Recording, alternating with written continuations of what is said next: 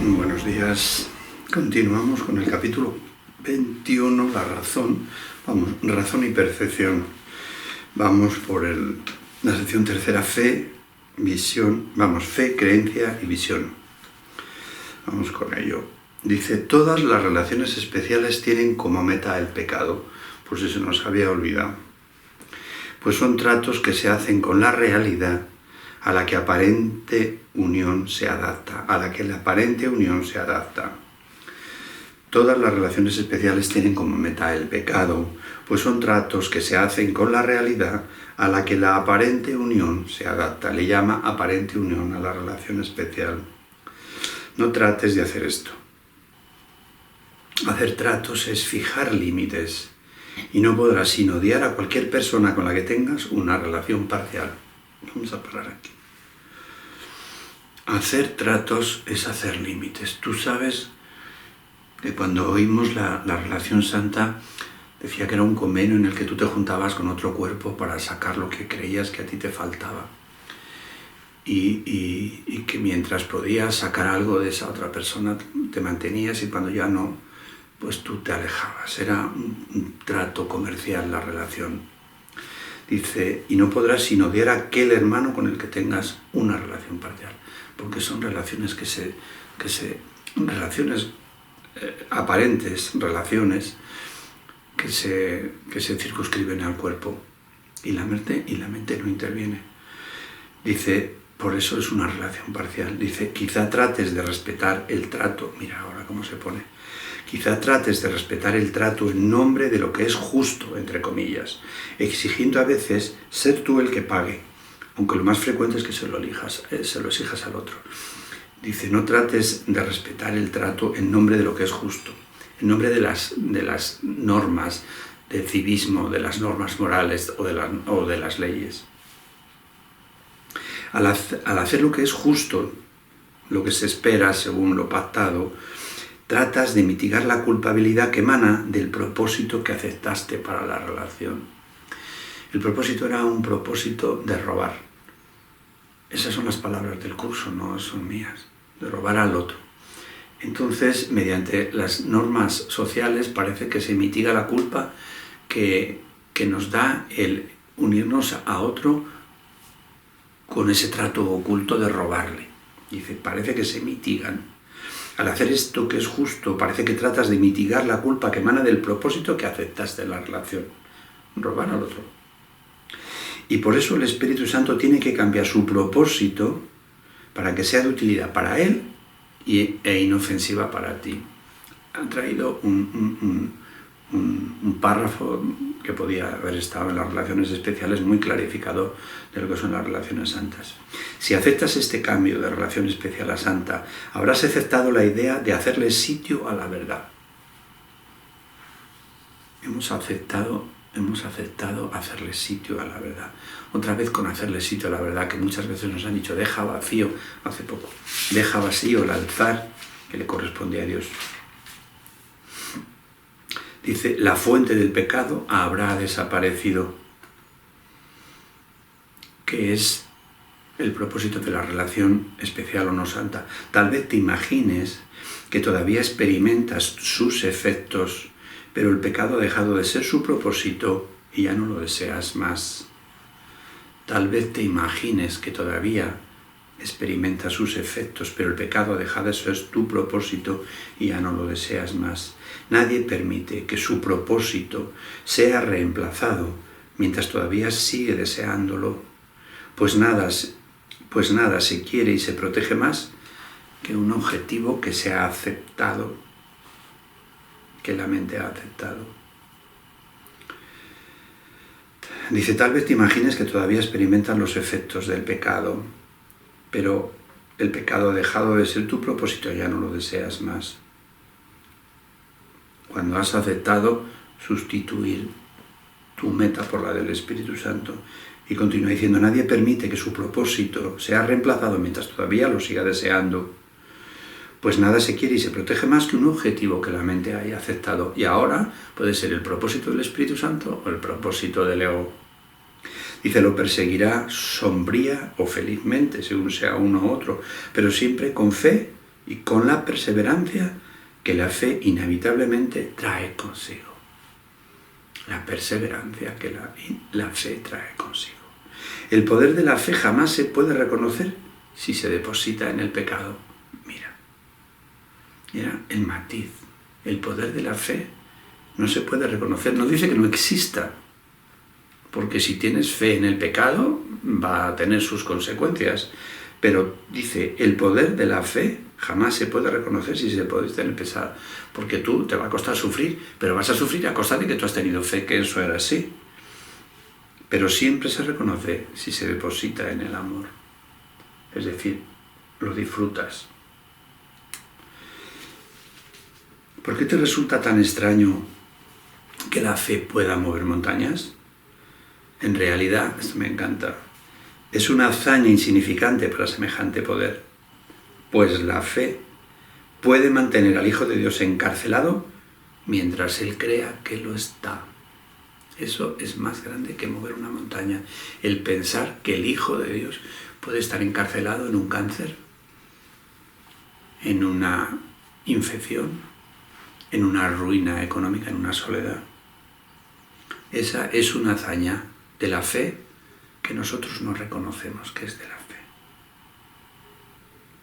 Pues la fe puede mantener al Hijo de Dios encadenado mientras Él crea que lo está, mas cuando se libre de las cadenas será simplemente porque habrá dejado de creer en ellas, al retirar su fe de la idea de que podría aprisionar y depositarla en cambio de su libertad. Cuando se libere de las cadenas que su propia fe se ha puesto encima, será simplemente porque habrá dejado de creer en ellas, al retirar su fe de la idea de que lo podían aprisionar y depositarla en la libertad. ¡Qué bonito es esto! Cuando nosotros ponemos la fe al servicio de la verdad y tú te miras y dices, vaya, tengo un problema con mi economía, tengo un problema con mis relaciones, tengo un problema con mi salud, y miras al problema de la mano del Espíritu y le dices, esto no tiene fundamento, esto no puede ser de Dios, no puede conmigo. Cuando tú estás dirigiéndote a lo que te trata de aprisionar, a las cadenas que tú previamente habías echado, y las quitas la importancia que tú también le diste, se lo quitas de la mano del Espíritu. Dice, simplemente desaparecen. Mas cuando se libere de las cadenas será simplemente porque habrá dejado de creer en ellas. Hay que orar de esta manera. Esto no es real, esto no es de Dios, esto no puede conmigo, solo me gobiernan las leyes de Dios. Y repetimoslos hasta decirlo de una manera adecuada, con un tanto por ciento de credibilidad suficiente como para que pueda la mente darle la vuelta a lo que está sintiendo el cuerpo. Es imposible tener fe en dos orientaciones opuestas. Mira que lo dice veces, pero es que no lo tenemos que aprender. La fe que depositas en el pecado, se la quitas a la santidad. En el pecado, en las ilusiones que van juntas, se la quitas a la santidad. Y lo que le ofreces a la santidad, se lo has quitado al pecado. ¿Qué se trata? Es el viaje de vuelta. La fe, la creencia y la visión son los medios por los que se alcanza el objetivo de la santidad. La fe, la creencia y la visión. A través de ellos el Espíritu Santo te conduce al mundo real, alejándote de todas las ilusiones en las que habías depositado tu fe. El Espíritu Santo utiliza eso que tú habías utilizado previamente para irte del cielo, para llevarte. Y aquí dice una cosa extraordinaria más adelante de la fe, que me ha roto la cabeza. Creo que lo dice ahora. Dice, a través de ellos el Espíritu Santo te conduce al mundo real, alejándote de todas las ilusiones en las que habías depositado tu fe. Ese es su rumbo, el único que ve. Ese es el programa del Espíritu Santo. Y cuando te desvías, Él te recuerda que no hay ningún otro camino. Su fe, su creencia y su visión son para ti. Y cuando las hayas aceptado completamente en lugar de las tuyas, o sea, tú tienes una fe, una creencia y una visión que hace sostener este mundo. Pero el Espíritu Santo tiene otra versión para tu fe, para tus creencias y para tu visión. Y dice, cuando las hayas aceptado completamente las suyas, ya no tendrás necesidad de ellas. Cuando hayas aceptado la fe, la creencia y la visión del Espíritu Santo, dejarás de necesitarlas, porque ya son tuyas, ya no las necesitas. Pues la fe, la creencia y la visión únicamente tienen sentido antes de que se alcance la certeza. En el cielo son desconocidas. El cielo, no obstante, se alcanza a través de ellas. Esto tiene una enjundia extraordinaria. Pero es la verdad, la fe, la creencia y la visión no las necesitas cuando ya has alcanzado,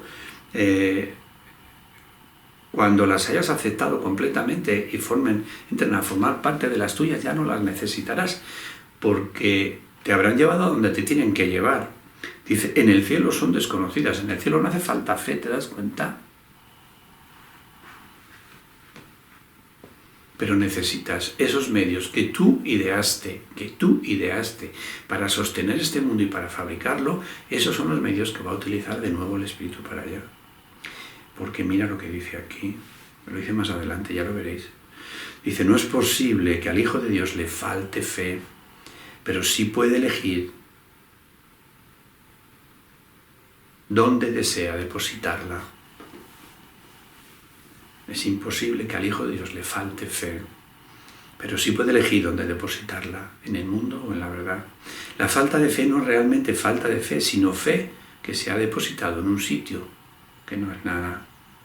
La fe que se deposita en las ilusiones no carece de poder, pues debido a ello el Hijo de Dios cree ser impotente. Por una parte dice que la fe que se deposita en las ilusiones no es nada, pero la fe que se deposita en las ilusiones hace que el Hijo de Dios crea que es impotente. La creencia del Hijo de Dios de que somos impotentes y que estamos al pairo de enfermedades, de ruinas y de soledades, eso no quita al hecho de que sigan siendo tonterías, de que no tengan existencia. Y mira lo que dice, de manera que no tiene fe en sí mismo, pero sí una gran fe en las ilusiones que abriga acerca de sí mismo. Nosotros no tenemos fe en nosotros mismos como el Hijo de Dios, pero creemos en todas las ilusiones que tenemos acerca de nosotros mismos. Creemos en este cuerpo que nos matamos por ello. Y mira qué frase. Pues tú inventaste la fe, la percepción y la creencia a fin de perder la certeza y encontrar el pecado. Tú encontraste la fe. Yo cuando he visto esto, pues me queda un poco claro, es que nosotros inventamos la fe, en el cielo no hace falta fe, con lo cual en el cielo no existe la fe, porque está el conocimiento. Todo lo que existe lo conocemos, no necesitamos tener fe. La fe es creer en algo que no ves. Con el cielo todo está a tu alcance, la fe es inútil. Y sin embargo, pues yo me he ido al diccionario, porque yo había oído que la fe era un don de Dios, me sonaba, ¿verdad? Y bueno, por lo menos eso de la fe un don de Dios lo decía en la iglesia. 216. Y resulta que mirad lo que dice de la fe en el diccionario. Voy a leerlo todo. Dice, la fe es el regalo de Dios. Y dices, hombre, pues si me la he fabricado yo y es un regalo de Dios, pues parece como que aquí hay una contradicción, y cosa que es que en el curso pues lo de las contradicciones, ¿verdad? Hay que mirárselas mucho porque no parece que...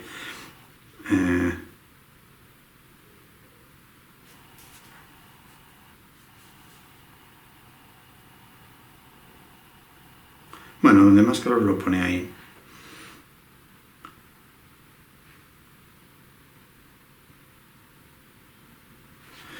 Entonces yo me he dado cuenta que son las dos adecuadas. Que tú hayas fabricado la fe, como dice aquí, pues tú inventaste la fe. Pero como Dios dice que Dios bendijo las creaciones falsas de su Hijo, Dios honró las creaciones falsas de su Hijo, una de las que honró fue la fe, y le dio otro sentido y te la regaló. De manera que lo que tú habías hecho para que te hiciera daño se convirtiera en algo que te salvara a ti. Cuando tú hiciste la fe para depositarla en las ilusiones y para fabricar todo esto. Esa misma fe la reconvirtió Dios y te la regaló. Por eso puede ser un instrumento tuyo que inventaste y un regalo de Dios. Y me puse a pensar en el perdón. Porque el perdón también dice que el perdón es el regalo de Dios más denostado. Y como es una ilusión también, pues en algún momento, pero en el curso no dice nada, no dice que el perdón lo inventaste tú, aunque hay una versión evidentemente al uso del perdón que es diferente a la del curso. Y mira por dónde he encontrado un paralelismo. La fe no es como tal un don de Dios, es un invento nuestro que Él reconvirtió y nos lo regaló, para que esa fe que habíamos puesto en lo que nos iba a matar se convirtiera en la salvación de la muerte que habíamos inventado. Se pilla, mira qué párrafo. Pues tú inventaste la fe. ¿Cuántas veces hemos oído que la fe es un don de Dios? Y el curso dice que la fe es un regalo de Dios, pero ha reconvertido una cosa tuya y te la ha regalado. Me pareció precioso. Dice, este rumbo de mente fue tu propia elección, vuelve a decir, y al depositar tu fe en lo que habías elegido, fabricaste lo que deseabas. Primero hace falta fe y luego la mente lo fabrica. Confías en algo y luego la mente lo fabrica. Dice, el Espíritu Santo puede valerse de todos los medios que has empleado para ir en pos del pecado. Es lo que estamos diciendo. El Espíritu Santo puede utilizar todo lo que has empleado tú para hacerte daño para sacarte adelante. Y de hecho, en una de las definiciones dice que la fe llega a ti a través del Espíritu Santo. O sea, la fe reconvertida por el Padre llega a ti a través del Espíritu Santo. Ese otro tipo de fe, que es lo que está diciendo aquí, la fe, la certeza y la visión son dones del Espíritu Santo que te los pone a tu disposición, pero reciclados. El Espíritu Santo puede valerse de todos los medios que has empleado para ir en pos del pecado, pero tal como Él se vale de ellos, te alejan del pecado porque su propósito apunta en dirección contraria, ¿ves? Su intención no es quitártelos, pues reconoce su valor y los ve como un medio de alcanzar lo que Él dispone para ti. Él le saca partido.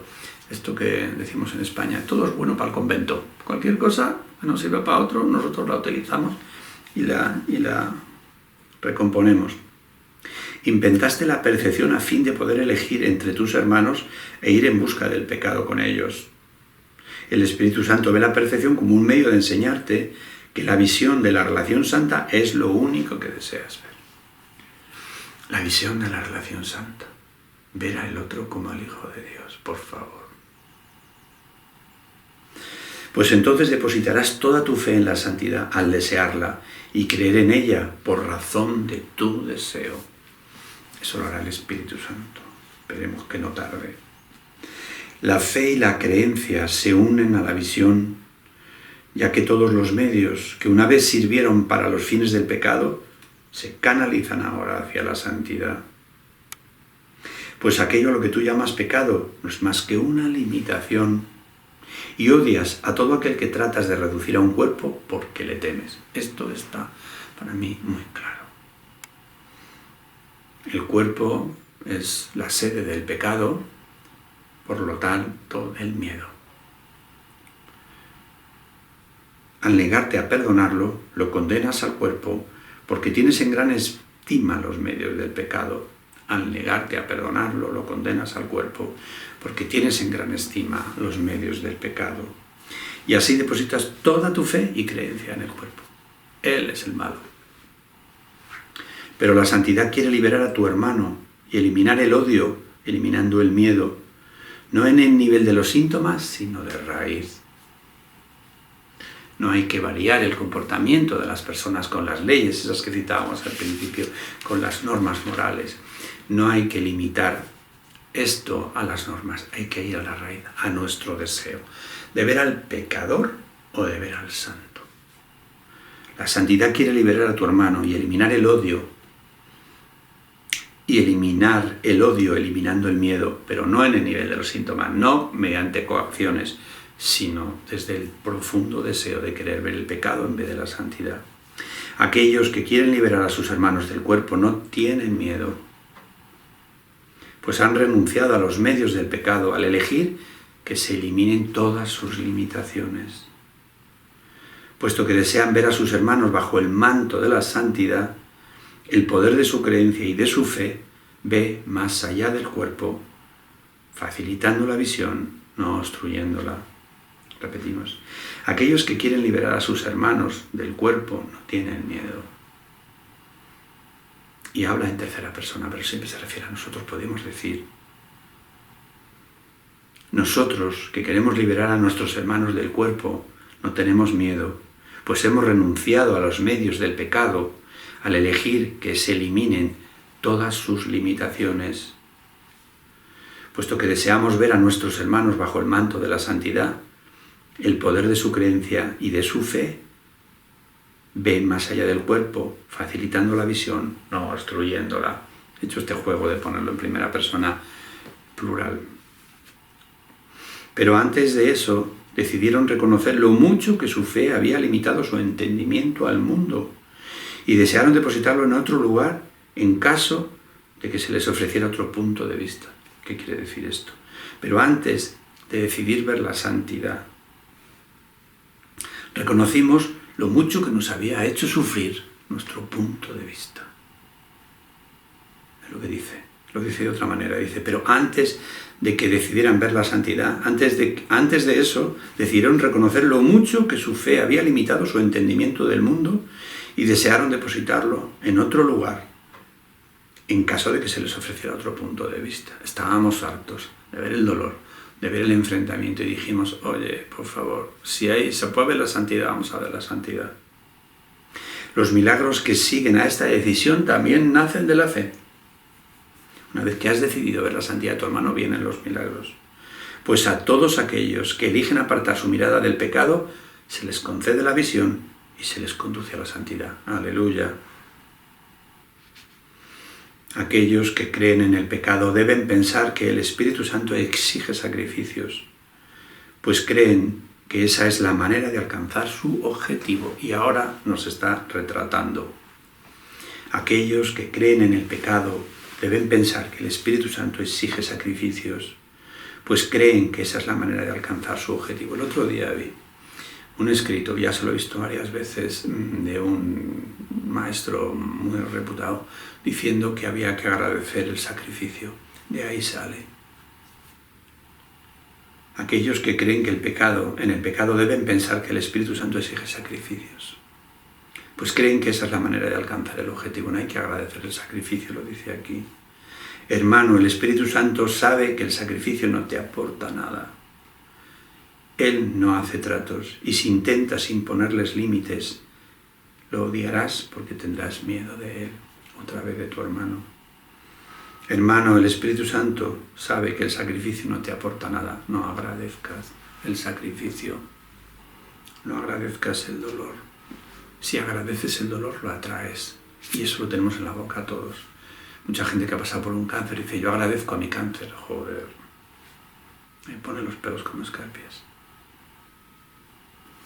En vez de agradecer al Espíritu Santo que le ha guiado para salir al cáncer, agradece al cáncer. Esto es como el tonto ese el pastor que enseñaba la luna al perro y el perro miraba al dedo en vez de la luna. En vez de agradecer al Espíritu y a tu ser que te condujo para salir del cáncer, en caso de que los hayas apelado, agradeces al cáncer. Yo creo que cuando se agradece al cáncer no se apelaba al Espíritu, porque cuando se ha apelado al Espíritu, sabes a quién tienes que agradecer. Si agradeces al cáncer, crees que te lo han curado los médicos y que el cáncer ha sido benévolo contigo. Yo no sé, esto no lo entiendo, si alguien lo entiende.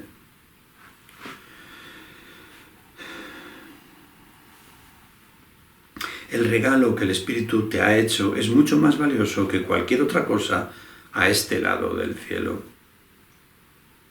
El momento en que esto ha de reconocerse está al llegar. Une tu conciencia a lo que ya está unido. Une tu conciencia a lo que ya está unido, la filiación. La fe que depositas en tu hermano puede lograrlo. La fe del Espíritu que depositas en tu hermano puede lograrlo. Pues aquel que ama al mundo lo está viendo por ti sin ninguna mancha de pecado sobre él, envuelto en una inocencia tal que contemplarlo es contemplar la belleza del cielo. Tela. Tu fe en el sacrificio ha hecho que éste tenga gran poder ante tus ojos. ¿Ves? Salvo que no te das cuenta de que no puedes ver debido precisamente a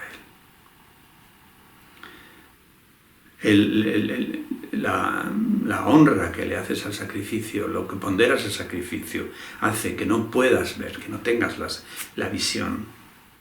Pues solo se le puede exigir sacrificio al cuerpo, y solo otro cuerpo podría exigirlo. Aquí sí que hay un lío. Y en portugués está igual, no he mirado en inglés.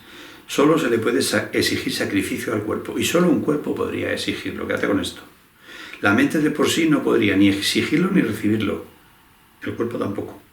O sea, que aquí dice que el cuerpo no lo puede exigir ni recibir, y justamente en el párrafo anterior dice, y solo otro cuerpo podría exigirlo. Yo me quedo aquí porque no sé lo que quiere decir. Que en un párrafo dice que solo el cuerpo puede exigirlo, y en el siguiente, no es que más allá, dice el cuerpo tampoco lo puede ni exigir ni recibir. Salvo que en uno de ellos esté puesto en sentido figurado y en el otro en sentido real. Dice la mente de por sí, pues solo se le puede exigir sacrificio al cuerpo, y solo otro cuerpo podría exigirlo en sentido figurado. Y luego la mente de por sí no podría ni exigirlo ni recibirlo, y el cuerpo tampoco, en sentido real. El cuerpo tampoco puede recibir el sacrificio del otro. Es la única manera de entender que el uno lo diga en sentido figurado y el otro lo diga en sentido real. Pero algunas veces cuando emplea esto, uno lo pone en cursiva y el otro lo pone en normal. Que aquí no está ninguno en cursiva. Seguramente pueda ser una rata esta y falta la cursiva para entender que uno está en sentido figurado. Pero dice una cosa y la contraria. La intención está en la mente, que trata de valerse del cuerpo para poner en práctica los medios del pecado en los que ella cree. Y ahora dice que es la intención de la mente la que hace el sacrificio, como tiene que ser así. Y así, los que valoran el pecado no pueden sino creer que la mente y el cuerpo están unidos. Esto es lo que necesitamos, que el cuerpo y la mente están unidos, para que la mente se confunda con el cuerpo y sufra con el cuerpo. Y de este modo el sacrificio es invariablemente un medio para imponer límites y por consiguiente para odiar. El sacrificio es un medio para imponer límites y por consiguiente para odiar al que te exige sacrificio, como para agradecerlo. ¿Crees acaso que el Espíritu Santo le preocupa eso? Él no te da aquello de lo que de acuerdo con su propósito te quiere apartar. Esto es bastante parecido a otro párrafo precioso del curso que dice: Dios no es de esos que te hace pasar por un largo camino de dolor para indicarte por qué te hizo pasar por aquello. ¿Has entendido esa frase? Dios no es de los que te castiga para que aprendas. Y aquí dice: el Espíritu no te da aquello de lo que de acuerdo con su propósito te va a quitar. No te va a dar el dolor para apartarte del dolor. No te va a dar la ilusión para apartarte de la ilusión. No te va a dar el sacrificio para apartarte del sacrificio. Tú crees que Él te quiere privar de algo por tu propio bien. Eso lo tenemos bien claro. Dice: pero los términos bien y privación son opuestos y no pueden reconciliarse de ninguna forma que tenga significado. ¡Qué párrafo tan hermoso! Los términos bien y privación son opuestos. No se puede privar a alguien por su bien. Nadie te puede privar a algo por tu bien.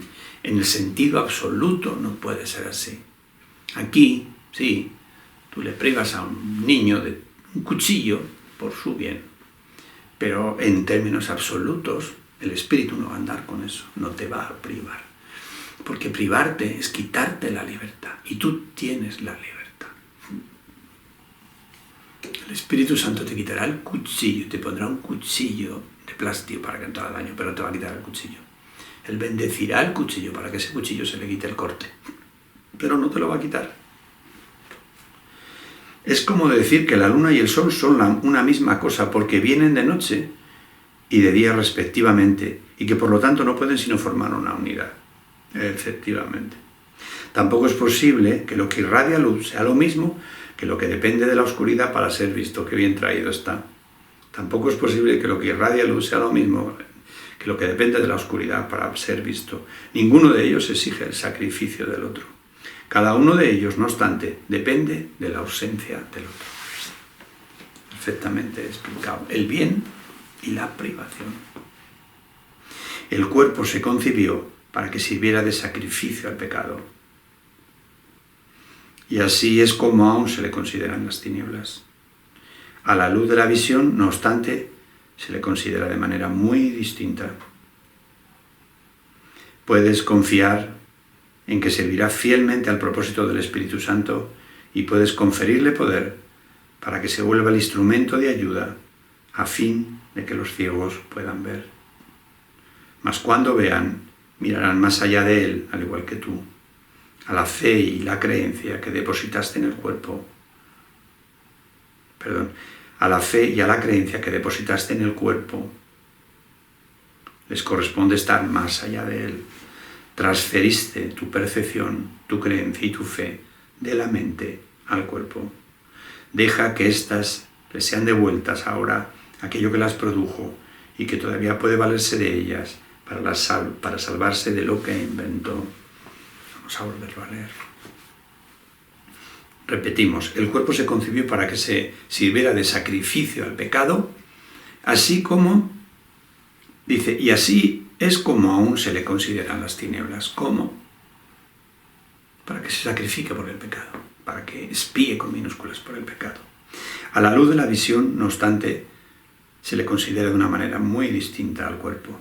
Puedes confiar en que servirá fielmente al propósito del Espíritu Santo y puedes conferirle poder para que se vuelva un instrumento de ayuda a fin de que los ciegos puedan ver.